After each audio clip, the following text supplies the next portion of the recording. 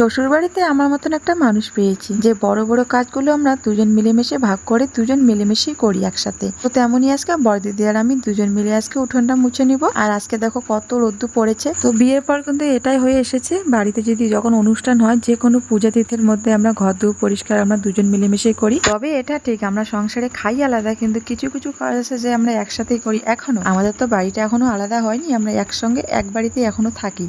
তো তাহলে এগুলো সব কিছু আলাদা কেন হবে বলো তো? শুধু খাওয়া দাওয়াটাই আলাদা, কারণ সবার কিন্তু আর্থিক উন্নতি এক না। আর সংসারে একসাথে খেতে গেলে কিন্তু সবার ইনকাম একই লাগে, কারণ যতই তুমি ভালোবাসে মিলেমিশে থাকুক না কেন, একজন যদি সংসারে টাকা কম দেয় এই সংসারে কিন্তু অশান্তি ঝগড়া লাগবে। যাই হোক আলাদা খাই কিন্তু কাজকর্মগুলো সবকিছু একসাথেই করি।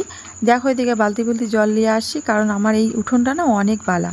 আর বালুর কারণে না ভালো করে ঝাড়ু দিয়ে দেওয়ার আগে জলটা বেশি করে দিতে হয় যাতে বালুগুলো বসে। তো প্রথমেই ভাবলাম ঝাড়ু দিয়ে একটু মুছে নেই, কিন্তু আমি না ঝাড়ু দিয়ে মুছতে পারি না। আমি হাত দিয়ে ন্যাকড়া দিয়ে খুব সুন্দর করে ভালো করে মুছে নিতে পারি, কিন্তু ঝাড়ু দিয়ে আমার একদমই ভালো হয় না। আমি তো পারছিই না। তারপরে বাধ্য হয়ে ঝাড়ুটা রেখে আমি হাত দিয়েই করেছি।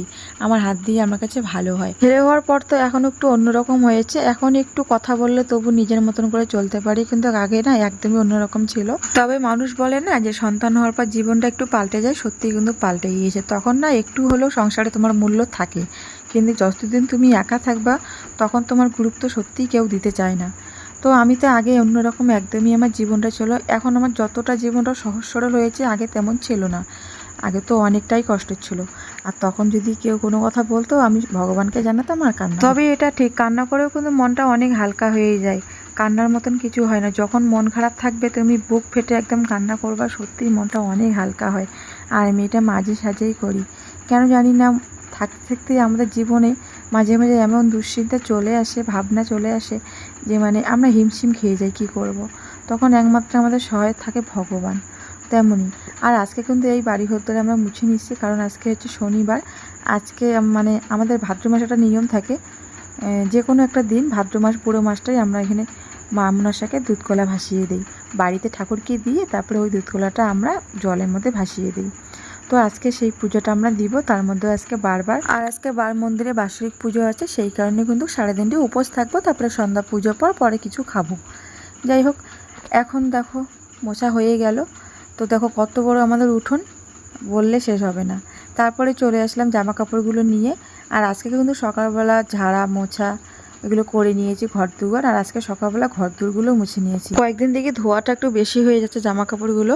তো দেখো বিট কাপড়টা তুলে রেখেছি, কিন্তু আমি ভিজাইনি, কারণ জানি আমি অনেক জামা কাপড় হবে। তো দেখো আজকে শুধু অল্প কয়েকটাই ভিজিয়েছি, যেগুলো একদম নোংরা প্রতিদিন ব্যবহার, সেগুলোই দেখো ভিজিয়ে ধুয়ে দিচ্ছি। আর এমনিতে আকাশের পরিস্থিতি ভালো না। অপেক্ষায় ছিলাম, তুমি বাজারে গিয়েছো, কি কিনেছো বাজার থেকে? কলা, আলু, ছেলের স্পাইক আর পকেটে জিরে। আর এদিকে আমি ডাল বসিয়েছি।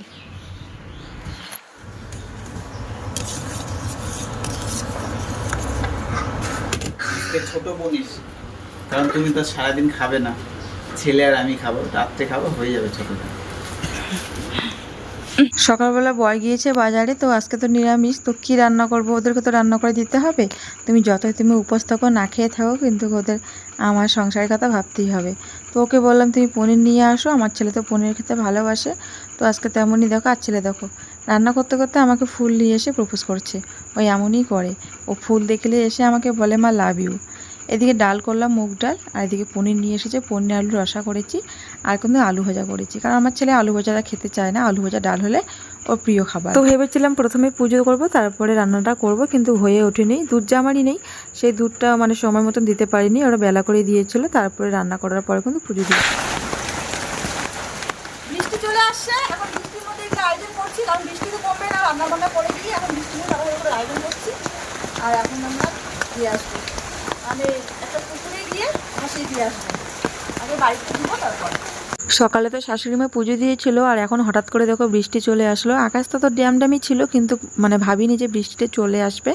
তো বৃষ্টির মধ্যে এগুলো আয়োজন করছি, কারণ কত বেলা থাকি আর বলো তো, আর বৃষ্টির মধ্যে কিন্তু দুধ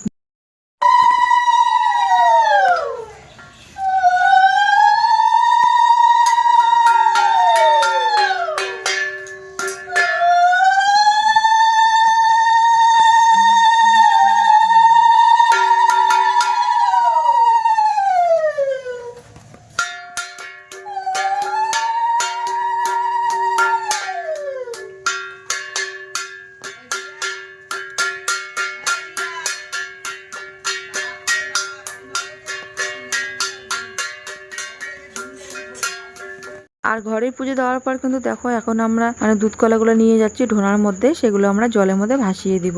আর সেই বড় জার আমি কিন্তু দুজন মিলে যাচ্ছি। তো এই পুজোটা না শাড়ি পরে দিলে ভালো হয়। তো আমরা দেখো নাইটি নিয়েছি, তার মধ্যে মাথার মধ্যে ওড়না চাপিয়ে নিয়েছি। আসলে হয় না সংসারে কাজবাজ করার পর না তাড়াহুড়ো করে তো এগুলো কাজ করি আমরা, তার মধ্যে আবার বাচ্চাকে নিয়ে অনেক কষ্ট করেই দেই, তো সময় মতন সব কিছু করতে পারি না।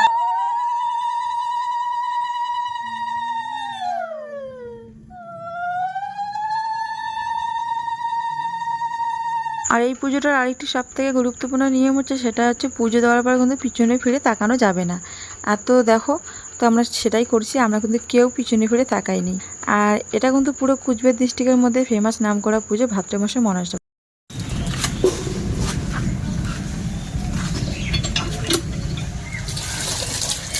ছাতাটা ওর ইয়ে হয়ে গেছে, ছাতাটা দিতে লাগতেছে।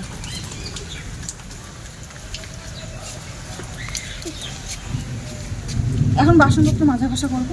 আর বৃষ্টি তো পড়ছেই, জানি না বৃষ্টির মধ্যে মানে মনে হয় এখনই খুব জোরে বৃষ্টি আসবে। তো চটপট করে বাসনগুলো মাঝামাঝি করে নিই, যত কাজ আছে।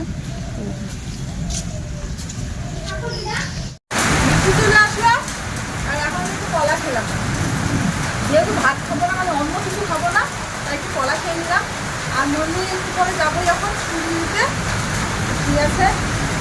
আর এখানে দেখো কত বৃষ্টি, এই বৃষ্টি কিন্তু পুজো কী হবে আজকে ওইটাই ভাবছি। পরে দেখা হবে।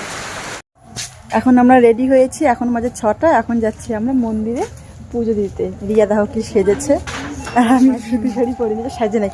ও বলে সাজে নাই, ও সাজে নাই, দেখাচ্ছি দেখো একদম সেই লাগতেছে। ঠিক আছে।